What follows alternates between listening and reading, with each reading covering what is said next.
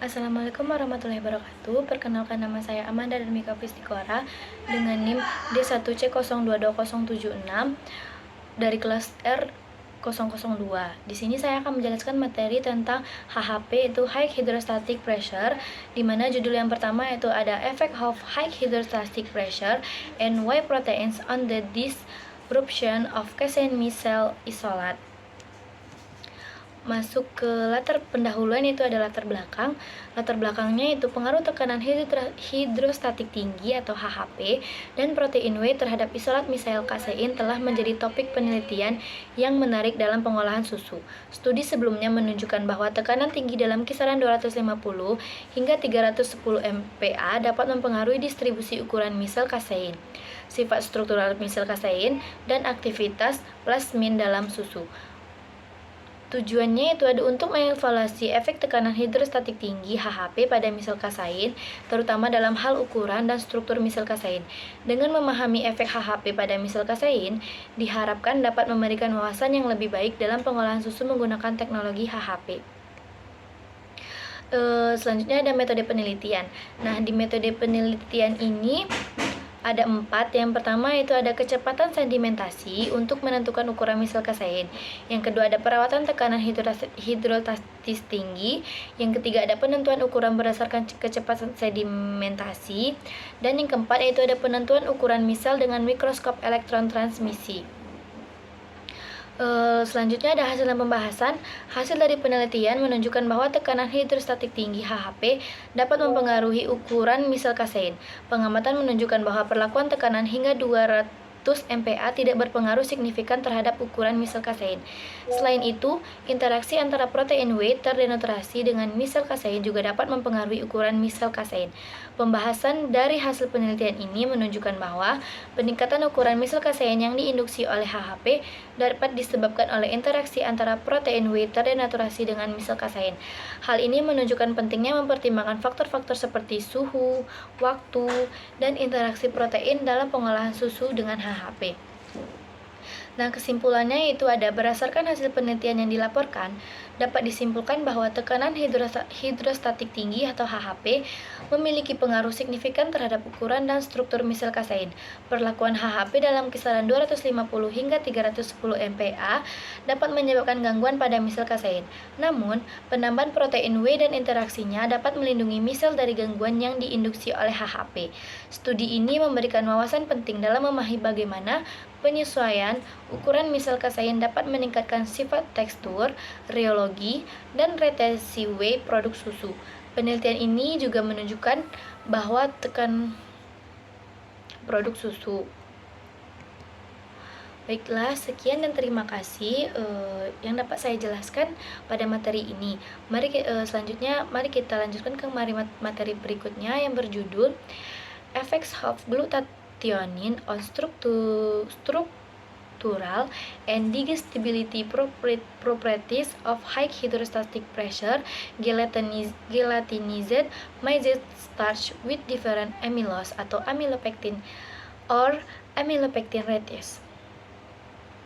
Masuk ke pendahuluan, yaitu adalah latar belakang. Pati dan makanan yang berasal dari pati secara hidrostatis merupakan sumber utama karbohidrat makanan di negara-negara Asia. Pati dapat diklasifikasikan dalam 3 kategori nutrisi. Pati yang dapat dicerna dengan cepat, RDS, dicerna dalam waktu 20 menit. Pati yang dapat dicerna dengan lambat, SDS, dicerna antara 20 hingga 120 menit. Dan pati yang resisten, RS, resisten terhadap pencernaan. Perlakuan tekanan hidrostatik tinggi HHP telah mendapatkan perhatian yang cukup besar karena pengaruhnya yang penting terhadap karakteristik struktural makanan.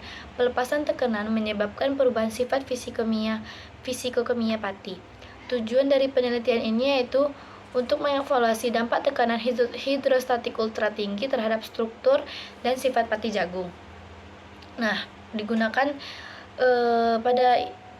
pada penelitian ini menggunakan 8 metode. Yang pertama ada pencernaan in vitro, dapat teman-teman dilihat, bisa dicari dengan menggunakan rumus tersebut. Yang kedua itu ada morfologi. Pengamatan morfologi dilakukan dengan menggunakan scanning elektron mikroskop untuk mengkarakterisasi relaksasi morfologi pati. Yang ketiga ada ukuran partikel. Yang keempat sifat termal yang bisa dicari menggunakan rumus tersebut. Terus yang kelima ada difraksi sinar X. Yang keenam perilaku penempelan. Yang ketujuh spektroskopi inframerah transformasi Fourier. Dan yang ke-8 yaitu ada spektroskopi laser konfokal Raman. Hasil pembahasan, hasil penelitian menunjukkan bahwa pati jagung berlilin WMS mengalami gelatinisasi sempurna, sedangkan pati amilosa tinggi mengalami gelatinisasi parsial. GSH menginduksi peningkatan yang signifikan, yaitu P-nya kurang lebih 0,05 pada kandungan pati yang dapat dicerna secara perlahan, SDS, dan penurunan pati yang dapat dicerna dengan cepat, RDS, setelah perlakuan HHP. Analisis FTIR dan LC Raman mengkonfirmasi interaksi GSH dengan molekul pati.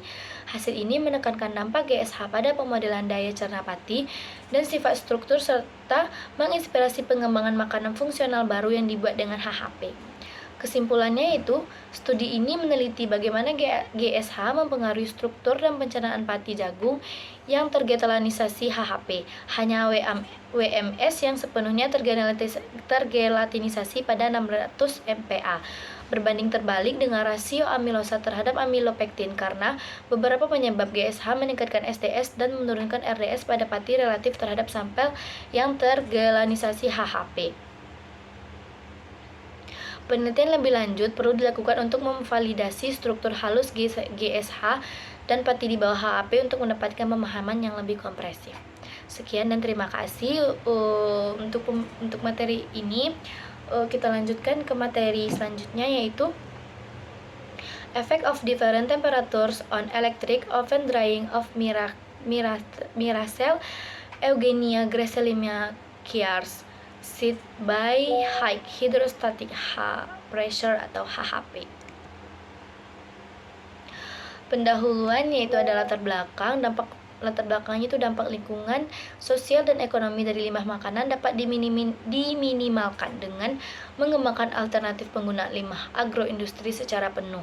Biji dari pengolahan buah, terutama pengolahan pulp dan jus buah, memiliki potensi teknologi dan fungsional yang tinggi untuk pengembangan produk baru.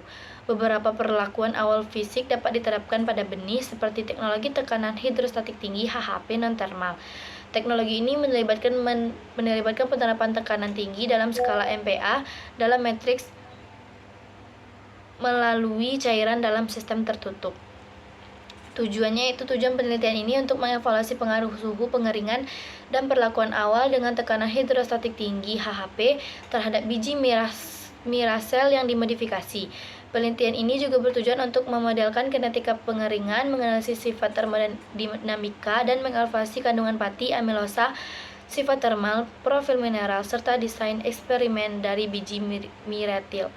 Metode yang digunakan itu ada 5, yaitu yang pertama ada pra-perawatan tekanan hidrostatik tinggi, yang kedua ada kinetika pengeringan, yang ketiga ada penentuan pati dan amilosa, yang keempat ada memindai mikroskop elektron, yang kelima ada sifat termal, desain eksperimental, dan perlakuan statistik. Selanjutnya ada hasil pembahasan. Dapat teman-teman lihat di sini bagaimana hasil pembahasannya. Semua model yang diuji memiliki R2 di atas 0,97 dan X2 di bawah 0,5, sehingga cukup menggambarkan kinetika pengeringan benih E. gracillima Chiars pada suhu 50, 60, dan 70. Di sisi lain, penggunaan suhu pengeringan yang lebih tinggi menghasilkan proses pengeringan yang lebih cepat yang disebabkan oleh uap air yang lebih tinggi di permukaan. Hanya pada kurva pengeringan pada suhu 70 derajat Celcius, periode lanjut konstan tidak terlihat jelas. Kesimpulannya itu, pra-pengolahan HHP meningkatkan laju perpindahan massa akibat mempercepat pembuangan air dan fase stabilisasi pengeringan. Biji E. gracillima Chiars, kecocokan yang lebih baik diperoleh dari model PEG dengan pengeringan yang lebih cepat pada suhu 70 derajat Celcius, ketahanan terhadap panas yang lebih baik dalam waktu singkat, dan kandungan pati dan amilosa yang lebih rendah juga terlihat. Pada tingkat morfologi, biji yang telah diolah sebelumnya digambarkan tidak rata, berkerut, berubah bentuk, dan permukaannya lebih rapuh. Di sisi lain, biji E-gracillima Kearns diidentifikasi untuk pertama kalinya dalam kandungan utama Mg, Ca, dan Fe. Kombinasi teknologi thermal dan non-thermal terbukti memuaskan dan menjanjikan untuk aplikasi produk sampingan ini, mendorong pengembangan produk makanan baru untuk konsumsi manusia atau hewan. Baiklah, hanya sekian yang dapat saya sampaikan dari materi HHP ini. Jika terdapat kekurangan atau kesalahan dalam pengucapan kata saya mohon maaf. Saya tutup dengan wassalamualaikum warahmatullahi wabarakatuh.